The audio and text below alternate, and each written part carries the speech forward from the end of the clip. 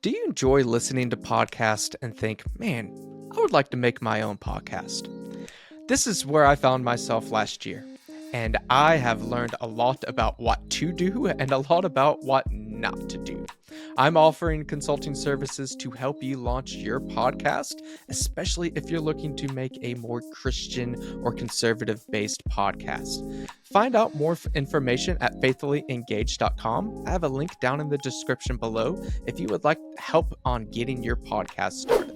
Well, everyone, welcome back to another episode of Faithfully Engaged. I'm really excited to have the executive editor of the Federalist with me today, Joy Pullmann. She has a new book out called False Flag: Why Queer Politics Mean the End of America. So, Joy, it's great to have you on today. Why don't you tell the audience just a little bit more about yourself?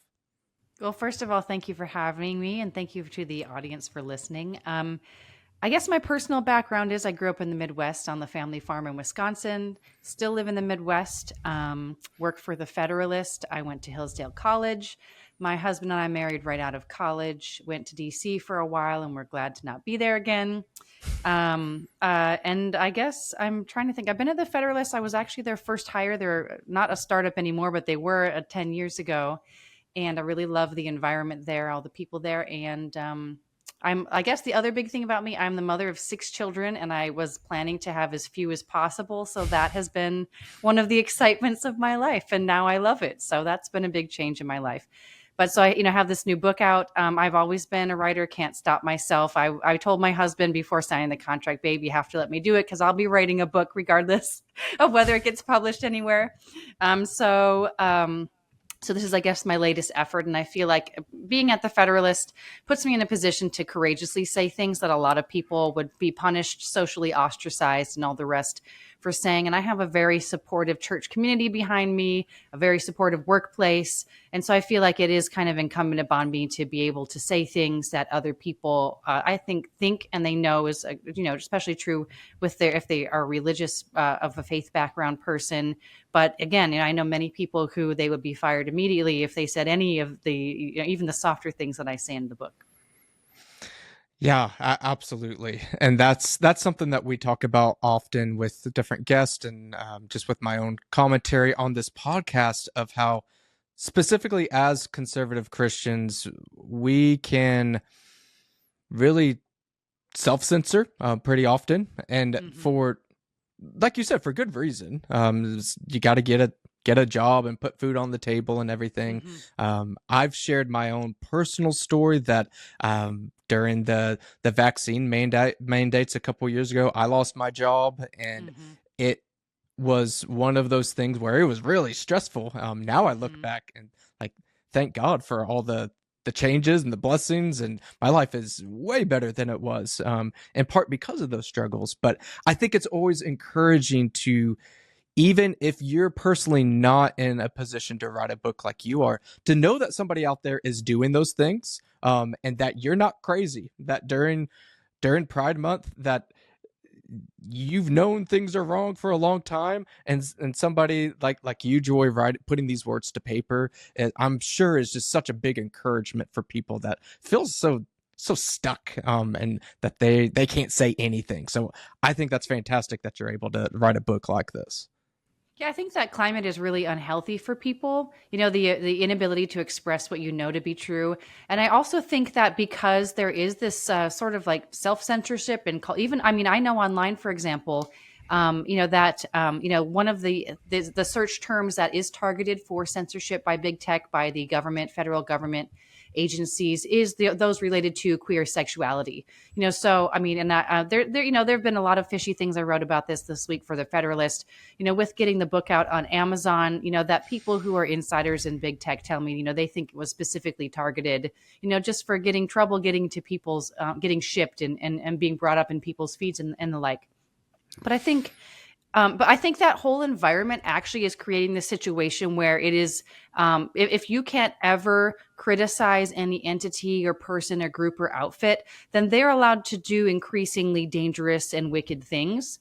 And, so I write in the book, there's some surprising things, even just the idea of a pride parade where people go out and flash their naked private parts at small children Or, we've seen the kids who are transgender drag queens, right? And they're out there wiggling their half naked bodies in front of adults, for tips, just like a stripper when they're 9 years old. That's an actual thing that has happened in the United States. Those sorts of things, those are rapey, pedophilic things, and they really should be questioned. And so, but when no one's allowed to question something that has a rainbow sticker on it, it allows these sorts of abuses to happen. And so I really do think that, there needs to be, as much as we can, we do need to use the free speech that we have, and really be able to publicly question and say, look, I don't care whether you're gay, straight, or whatever the case is, but, sex and kids really is a non-starter for us. Absolutely. And let's kind of dive a little bit into not just the book itself. I'm actually curious here in the beginning of, like, I know LGBT stuff, queer politics. It's not exactly new. It didn't happen just this last week. But in a lot of ways, especially the G part. I know you hear like the LGB without the T. That's kind of a current phrase now. That's like, it's all about just the trans stuff. Just trans stuff is bad. Everything else was fine before it. It's just the trans. I'm curious, with you getting into the book, of why, looking at kind of the queer politics as a whole, the whole movement as a whole, why is that important to write about the entire movement and not only the transgender transing our kids piece? Well, I think the fact that all the vitriol that's reserved for the T is actually because people are censoring themselves more on the LGB, part. That has become completely verboten. So that's why I think, especially on right media, they feel safer talking about the trans issue, but it's very unlikely that you're going to hear most right media figures go after the LGB. But I actually think there are differences between each and every one of those groups. They actually don't get along very well. Lesbians and gays have a very, fraught alliance going back, basically to the beginning of them being a political interest in the United States. The gays and transsexuals don't get along. Neither do the lesbians and the gays. So what really unites them all, I think, I write about this in the book, is their hatred of the white heterosexual male and the father-headed household that is the core of Western civilization. But I think another thing that unites them all, both philosophically and just physically in real life, is that each of them in slightly different ways essentially does the same thing as the transgender, as well as feminists, of essentially rejecting some aspect of the sex they were born into. So God made us male or female, and he made male and female to fit together. That's the only way you can procreate and create the next generation of society. And so that's the only self-creating, naturally fertile encounter between people. And so, so each of those, people under the alphabet soup rejects some aspect, right? So each of the lesbians and the homosexuals, they reject the duality of the male female coupling, right? The fact they reject either, lesbians are rejecting men as a sex partner, homosexuals rejecting women as a sex partner. The bisexual people, most bisexual people are actually heterosexuals who have a fling on the side. That's what the data shows. The vast majority of people who say that they're bi are actually engaging in heterosexual sex when they are having sex. But the transgender, folks are also, obviously, they're rejecting their birth bodies in ways that lead to, amputations of healthy body parts and so forth. So maybe the transgender kind of aspect of it is a little bit more visible, but there is the uniting fact that each one of these members of this alleged coalition is rejecting some aspect of male or female sexuality, that only together can male and female become one flesh, be united and create a society out of what they can do together privately. A couple things that stand out to me, and I noticed this in the book as well. I've heard this before, but yeah, we have this notion that LGBTQ, and obviously we know that acronym just goes on for a very long time, that they're all one big happy family. There's no animosity. They're just happy. And goodness, now there's racial stuff on the flag as well. Everybody just gets along. And it's not true. It's not true in the slightest, but Not at all. that's the narrative that is with that. I think that narrative is required that's to something keep those that, squabbling groups in order. Yeah. Sorry, go ahead. I think you're right. And this ties into, no, you're good. This ties into the sexual Marxism piece, which I found that so intriguing whenever Hmm. I was reading through the book, that I've heard of Marxism. I know that there's sexual things going on, but I don't know if I've heard it quite put together that way. So why Hmm. don't you tell the audience just a little bit about what sexual Marxism is and how that ties these groups together? Yeah, I found that really surprising also when I was researching this book. I have just kind of a personal hobby in communism and totalitarianism. So I was an English major in college, and my senior honors thesis was about basically literature that related to totalitarian societies, the Holocaust, the Gulag Archipelago.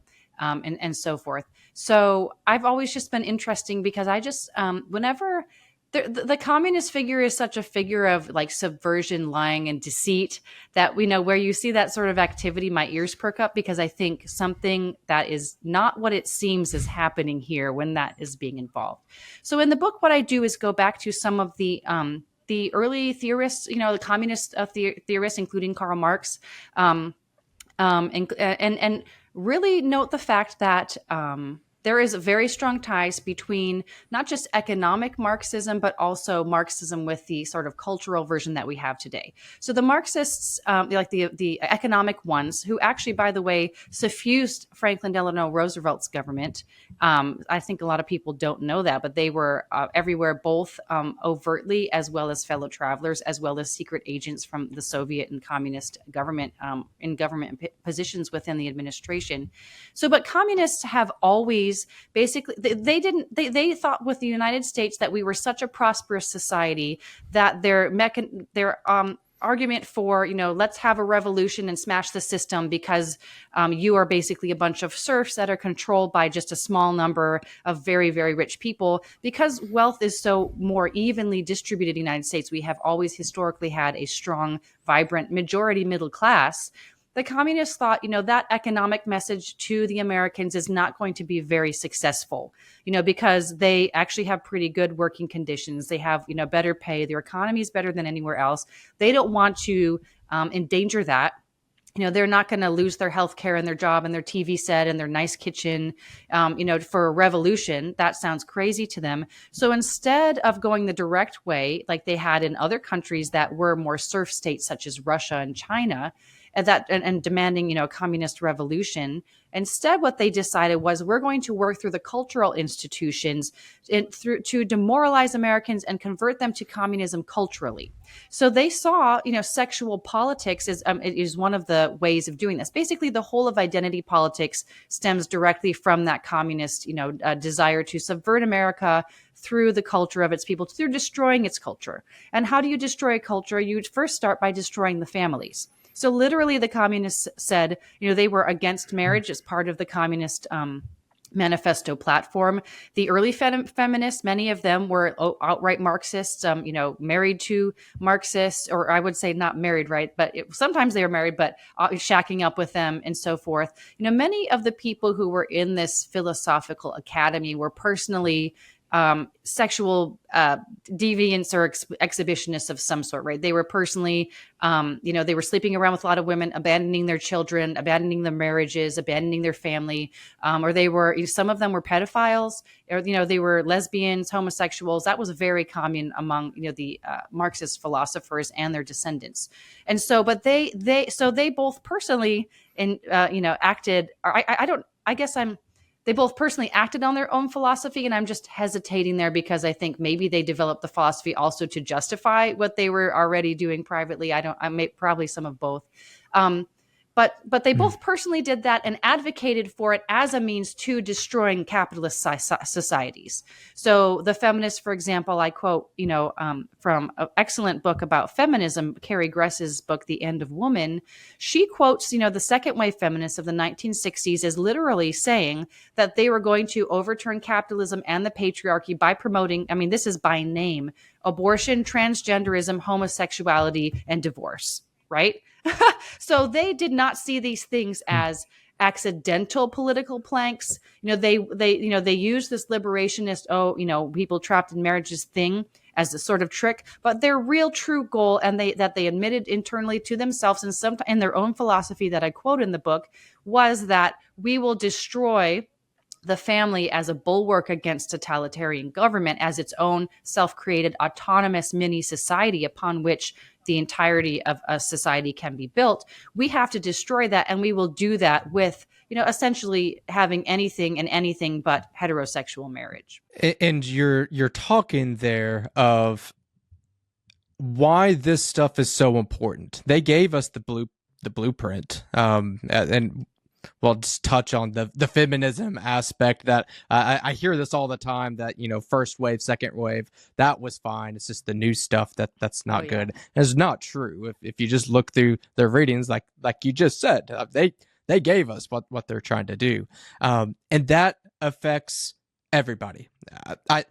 I'm not hearing this as often as I once was. I live in ruby red, rural Oklahoma. I mean, we are like 80+% Republican. I mean, super conservative part of the country. But I used to hear this stuff won't happen here. It's too conservative, too rural. It'll never get here. And I don't hear that as much anymore. I know that there's furries in the high school. I mean, all sorts of stuff that are here. It's because all the kids have a cell phone. There's not an option of yes. There's no. It's a global world. They have TikTok. They're getting access to all of this. So there's no insulation to where our kids won't be impacted at all. That's off the table. What is, as far as especially a conservative Christian type of worldview here, what's the next best option? If we can't keep our kids from anything, how do we help protect the family? The family's what found the Western civilization's based on. How do we protect the family with all of this sexual Marxism going on? Well, I actually I firmly believe that parents should keep that no child should have unsupervised internet access. Just period. That's a hard no for me. Just because, I mean, I have read the studies and I quote them in the book.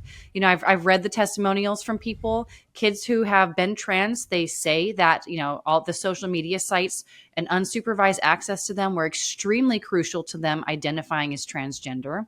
And since that can be a threat to the child's life, it certainly is to the child's body. There's just no question that that's not happening for my children. They're not watching hellish things on the internet created by strangers who have their worst interests at heart. So, I mean, so in my family, the plan, so my oldest is 13, right? So we plan to let him have a cell phone by once they're driving, we're going to have a dumb phone, right? Just a text and talk phone with some paid minutes on it, that they take when they drive somewhere in the car, or if they need it for the job that they're at, because a lot of jobs need that. That's just what we're going for. And we've talked with our kids about that, right? Like, don't look at other kids' phones. There can be just things from hell on it, that you do not want to see a picture into hell. We are protecting you from that. Come ask your mom or dad. And, we make friends with people who have shared those similar commitments. Because I just think a lot of people have their heads in the sand about not just the easy access to pornography, just straight up pornography, actual porn sites that kids have from those phones, and they can get around many of these supposed controls, but also the soft pornography that is on every single social media website and brought to them, by their peer group many of the times. So I just think that every cognizant parent needs to restrict the screens as much as possible. Yes, that is hard. Yes, it's a free babysitter. Yes, it shuts the kids up for hours. But, I think your kid's soul is worth a little bit of discomfort in figuring out how to develop skills of other things to do with their time that don't lock them into, eyes with strangers who, again, don't have their best interest at heart. I think something else that's super important that is always, in the stories of people that influences their sexual behavior is just the lack of love that people have receiving. And I actually think, not protecting your kids from unfettered screen access is a lack of love, right? You're putting your own comfort and at the very least about them not whining at you, right? Not pestering you that Jimmy down the street has a phone, why can't he? You're putting your own comfort ahead of the safety and the well-being of your own child, and parents need to stop doing that. So, In addition to, just reducing the screens with their kids, families need to learn how to spend time with each other and actually focus on that. Maybe, I know a lot of families, including mine, and we've made some changes as a result of realizing that we're overcommitted, right? Maybe it would be better for you to have one fewer sport that your family does so that you could have some more family dinners together, so that you actually know what's going on in your children's lives and that they talk to you sometimes.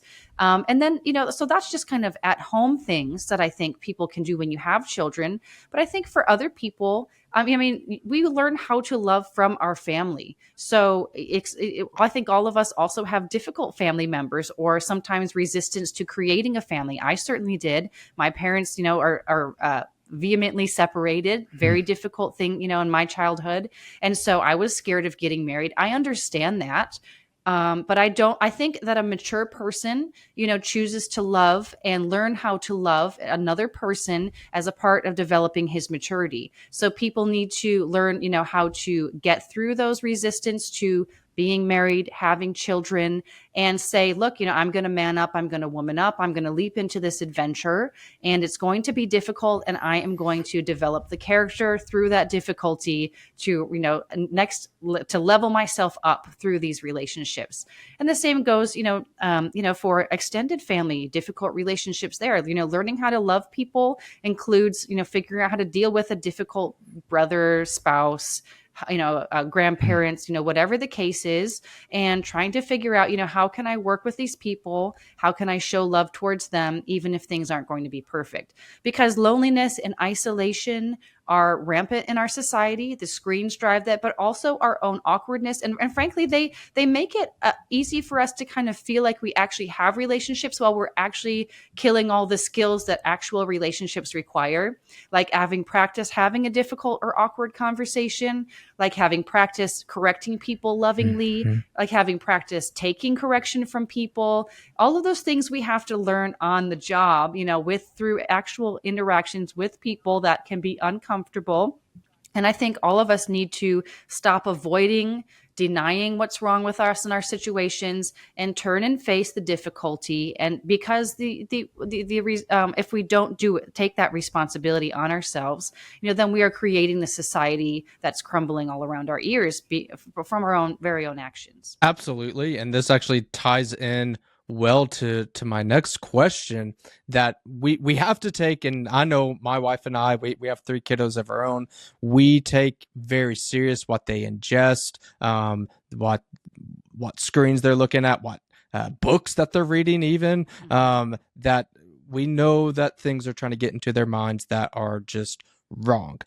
So we take that very serious, and we take that responsibility on ourselves. We don't want society to figure that out for us. We know that that's our job as parents. And I love that you mentioned different other family members or neighbors or church members, just trying to control the circle that we have, because we have a lot more sphere of influence on that. To the next sphere, which is important. We're in the middle of election season right now. The politics piece is important. We just obviously, as an individual, have a lot less ability to impact that. Yeah, we can show up and vote and things of that nature, but we don't need to be naive either and think that one election will get rid of the decades of just rot that has been going on in our political system. So as functioning members of society, maybe people that are listening to this, what hope is there and what actions are there that we can take to get our political discourse, our political system going on the right track again? I do think it does start at home with self-government, governing yourself and then governing your family, because I do believe, that's a biblical principle. I was just reading, I'm forgetting where it is in the New Testament, but folks can look it up, but where the biblical commands for overseers involved being a good manager and well in charge of his own home.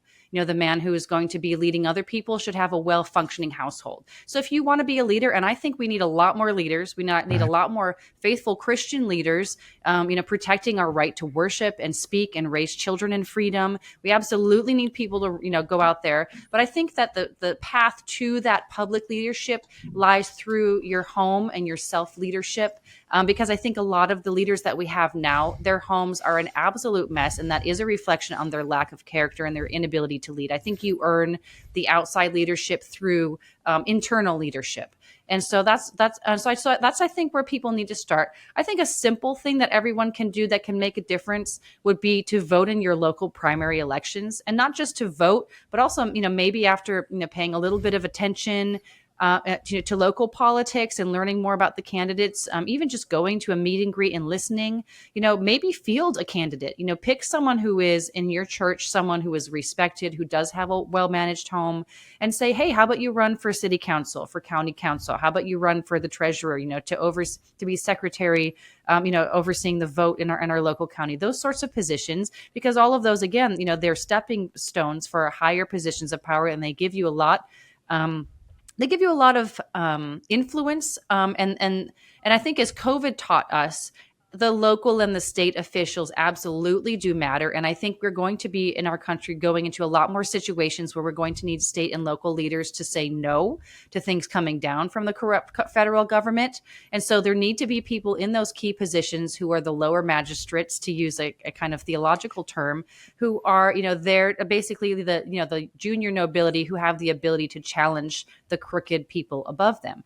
And so, so one thing I just wanted to mention about that, I think it's like 25%, 20 to 30% of people who, lean. Actually, of either party are the people who turn out for the primary elections. I know from my own town that just a couple hundred, sometimes a couple thousand votes can absolutely determine, who is the winner of a primary, or even of, a local city council race. So one church can change that many votes, by going out and meeting voters, knocking on doors and meeting people and talking to them absolutely does change elections. It's very effective. And so if you have an appetite for change, I really just think, the national politics is so screwed up that unless you're a multi-bazillionaire, you're not going to make a dent. But you can make a dent in your community, and you can move up through those spheres of influence to achieve those positions, to protect the people and be faithful at, actually courageous Christian leadership that is sorely non-available to most places in this society. Absolutely. And I'm really glad that you mentioned the local politics side of things.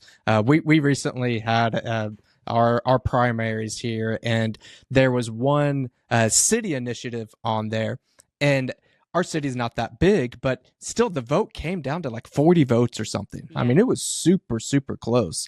And I was thinking of that. It's like, well, my wife and I voted. I talked to a friend about where I think that they voted. That was almost 10% between just those two families of the winning vote there. That's a big deal, and determined where our taxes go and stuff. So yeah, you have a lot more influence on local things. And I love that you mentioned COVID.